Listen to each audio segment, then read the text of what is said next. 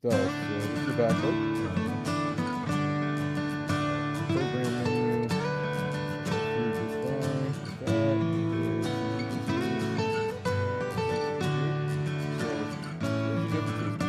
Regular and all of your Suunto. Hey, welcome. So today we're going to be talking about watches, Suunto Core watches. So we are set up here at the new location up behind the house. We're in the woods. There's a stream over there and a highway way off the other way. So any background noises that you're hearing is because of that. We'll be investing in a mic pretty soon, but we don't have one of those yet. So anyway, while you guys are here, the watches. So we're going to be looking at a couple of watches. We've got the Suunto Core Alpha Stealth here, and then we've got the Suunto Core, the red on black. And so one of the main differences between these two is this one here, the Alpha Stealth, was designed and made in Finland, and this one, which is the newer of the two that I got, is actually the black and red Suunto Core. This was designed in Finland, made in China, which I understand all the newer Suunto Cores are now made in China. I don't know, some kind of a purchase deal that they did or something like that. So now that we got that out of the way, this is not an unboxing video. This is a video to talk about what I think about these. Now this guy here, I've been wearing for a year since I brought you the unboxing video, which I'll link in the description below. We'll talk about some of the features today. This watch has held up great. It's done a really good job for me. I have had to change the battery once, probably because I played with it incessantly when I first got it, and the battery change super easy on these. So you can see I've got the traditional kind of plastic band on this one, and this one came with this band here, this kind of nylon band. So literally you just take a quarter or something, stick it in there, turn that quarter turn, and you put in a regular like an Energizer 2032 battery, something that any shooter or any outdoorsman is probably going to have, is one of those button batteries. So these are great. These are ABC watches, so altimeter, barometer, compass. I personally like them because I do a lot of hiking and a lot of shooting. We'll get into here momentarily why these are so good of watches for that. I understand these are used a lot in the special operations or Navy SEAL community. Not that that means they're necessarily a great, outstanding watch, but if it works good for those guys and it can't fail, then, well, it does okay for me. Okay, so really the only downside that I've seen to this, like I said, changing the battery was a breeze. It worked great. This is, both of these are aluminum, not plastic bezels. It is unidirectional, so it can go either way. And, you know, I mean, you can use these to set waypoints with the compass or anything like that. You know, I mean, there's a lot of things. This one's glow in the dark, this one is not. But the only downside I've seen to this whole watch at all is, as you can see, and I'm sure the cameraman's in there pretty close, there's some wearing of the paint here. And these were all not just through normal wear. This guy up here happened because I hit it with a chainsaw file when I was out cutting wood. And this guy down here, in a work-related thing that I was doing, this ended up scraping hard on a concrete wall. And so it took concrete and chainsaw files to knock that paint off. It didn't just rub off. But this one I haven't worn a whole lot, but I'm going to guess it would do the same thing. So this guy here is going to stay as my normal wear watch, and the other guy is going to be kind of my dressier watch. So the differences between these two watches real quick, and we'll get into the features here momentarily. The differences between these two, and I would assume that there's like a yellow one and a lot of different ones, a blacked out one. Probably most of those are the same. What makes the Alpha Stealth, the Suunto Core Alpha Stealth, different, the actual LCD is a little darker on this one than this one. This has a red backlight, which we'll show you guys both of these backlights right now. Okay, so here we go with the Alpha Core Stealth. So this is the backlight. Open up the program menu. You can scroll through just fine with that, where it is, as you can see. And you can see the looms at the top there. That's the bezel. So that's the thermoluminescent looms there. And we'll shut that off so I can kind of go around. Cycle through all your screens. So that's your backlight. That's your red backlight on the Alpha Core Stealth. Okay, so here we are with the standard. As you can see, this one has no looms on it. But the backlight, in my opinion, is brighter and sharper than the red. However, the Alpha Core Stealth, as we were talking about earlier, kind of cycle through here, has night vision capabilities and is definitely going to be less visible to third parties. I'm kind of partial to the Stealth, but this one definitely in its own right is pretty awesome. So as you can see, this is kind of a bluish, like traditional backlight on this one. This one's red. This one is night vision compliant on the Stealth, thus the name Stealth. And those are pretty much the big differences between the Stealth and that one. Everything else virtually is the same, other than the LCD being a little bit darker on this one than this one, and the night light being a little bit brighter on this one, and this one being red and rather subdued. And really quick about these things, the durability factor, definitely use them in confidence. I've had this underwater, I've had this in the shower, I've used this with shock. It's been exposed to everything from chainsaw gas and working outside with the chainsaw axes and things like that, to working in environments with OC, things like that, like pepper spray. It's taken everything I've thrown at it, and it's just worked great. I have no reason to believe this one won't do the same. So well done, Suunto. I love your core series of watches. As far as durability, 1000%. Love these things. Okay, so let's get into some of the features on this watch, really this series of watch. So it's got these buttons on the side, these buttons over here on this side, 2 on that side, 3 on that side. We'll go over what all those do. So obviously right here on the opening screen that I've got it on, you've got the time, which you can set to military or standard. I'm using 24-hour time for 24-hour time. So I use military time. On bottom here, you got the date and the day. So Thursday, 14. As you scroll through, hitting this button right here, now you've got, if you prefer to see the seconds cycling through, which also, I don't know if you can see it, but there's right here, there's a little thing that's rotating around. That's actually like a second hand that's going around, and it matches with the seconds on that. Got an alternate time zone when you hit that again, which you can adjust where that is representative of, in case you're operating or working in different time zones.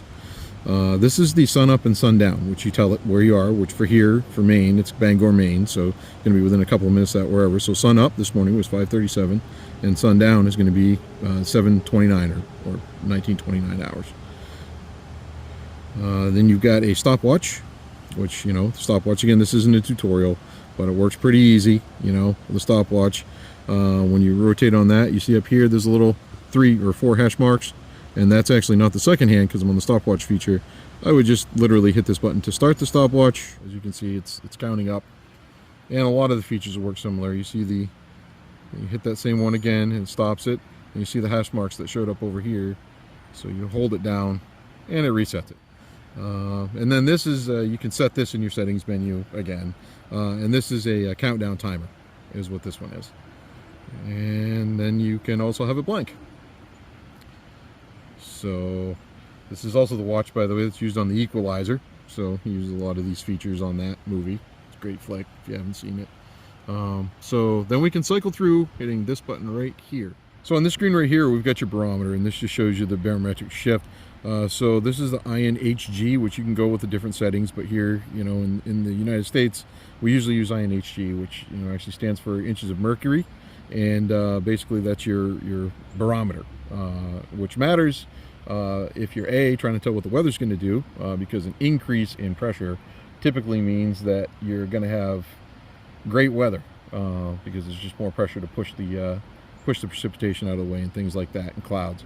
If you have a decrease in pressure, it's going to mean probably you've got a bad weather front coming in. So a little bit on that, there's a little arrow at the very top of the screen there. You'll see that also on my home screen, where I can see my time. So if the arrow is pointed up, if it stays the same, it means it's been about the same. If it's pointed up, it means that it's going to get we've got an increase in pressure that's happening. If it's dipping, it means that we've got a decrease in pressure happening. Now you can set this to where your elevation is. Now where we're at in mid-coast Maine is 89 feet is where I'm at right now, above sea level. So that tells the barometer what it's going to be doing. This also matters, by the way, if you're a shooter, because as you have an increase or a decrease in your barometric pressure, if it's significant, it will affect your bullet if you're shooting at range. So if you like to get out there and do long range shooting, which I do, that matters. So you actually put that in your ballistics calculator. It's really nice to have a watch that you can just glance down and see it. So then you've got your time, in case you want to live on this screen right here. You've got the time down below. Again, I'm just pushing this to cycle through. Maybe I just like it blank.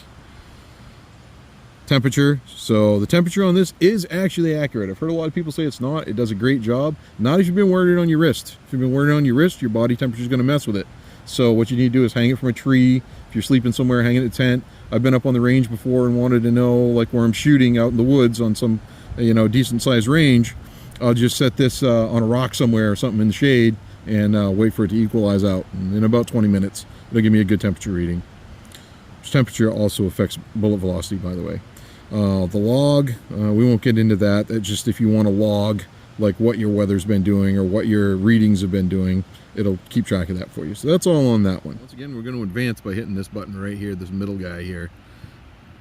And that brings us to our compass, which for the compass, obviously we need to be setting it down.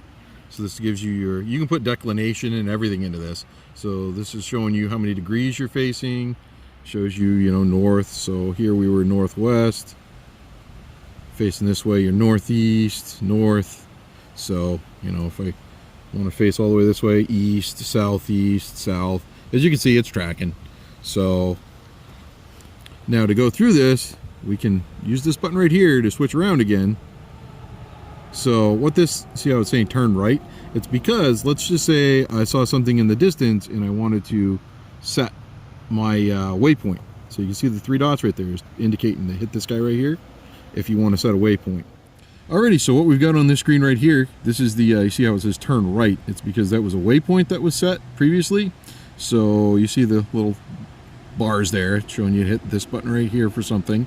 So this is if you want to set a waypoint. So you look at something in the distance, it lines up with your little red line there, and you're like, I want to go there. So you just press your waypoint button. And see how the little Batman symbol just kind of showed up? I say Batman symbol, but it's not.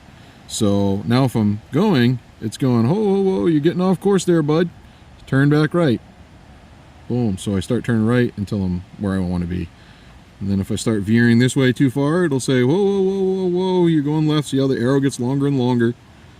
So it gets longer and longer. It's like yelling at you to come back to your heading. So that's how you use the heading screen.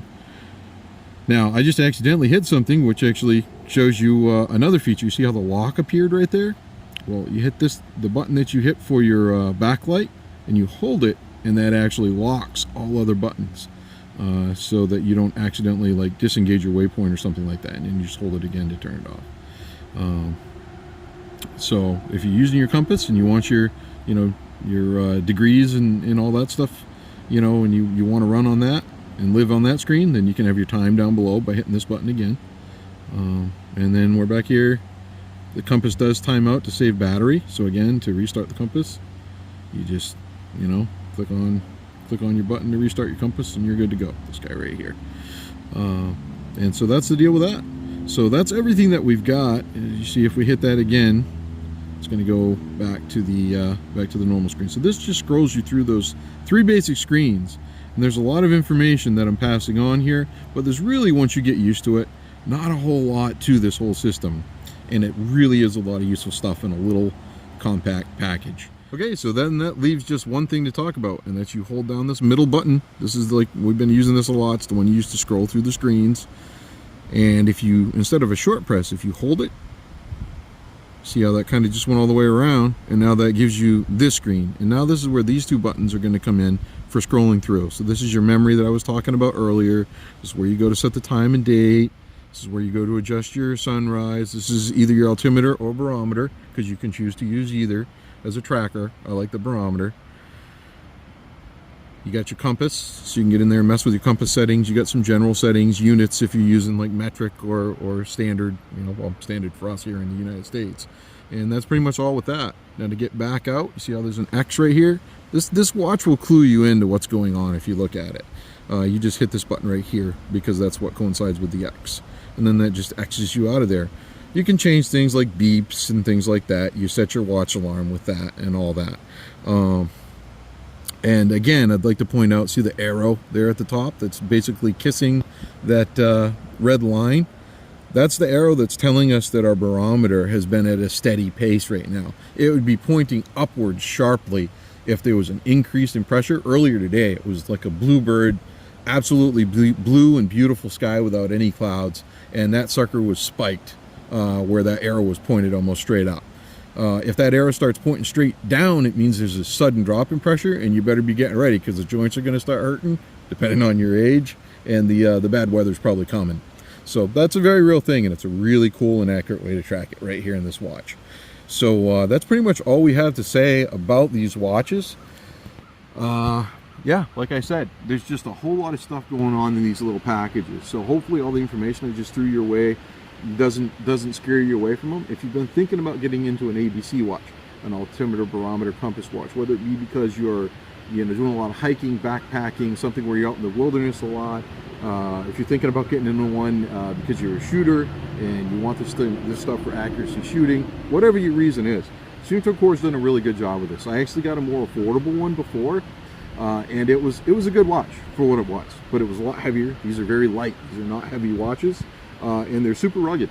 Like I said, waterproof, stand up to the abuse. So I recommend these guys. If you've been thinking about getting into a Suunto Core watch, like I said, the price point, you're talking about right around $300, give or take. Not super cheap watches, but I've seen a lot more expensive too, and you get what you pay for sometimes. So, well, not what I would call a budget watch, but just a really good, solid piece of kit.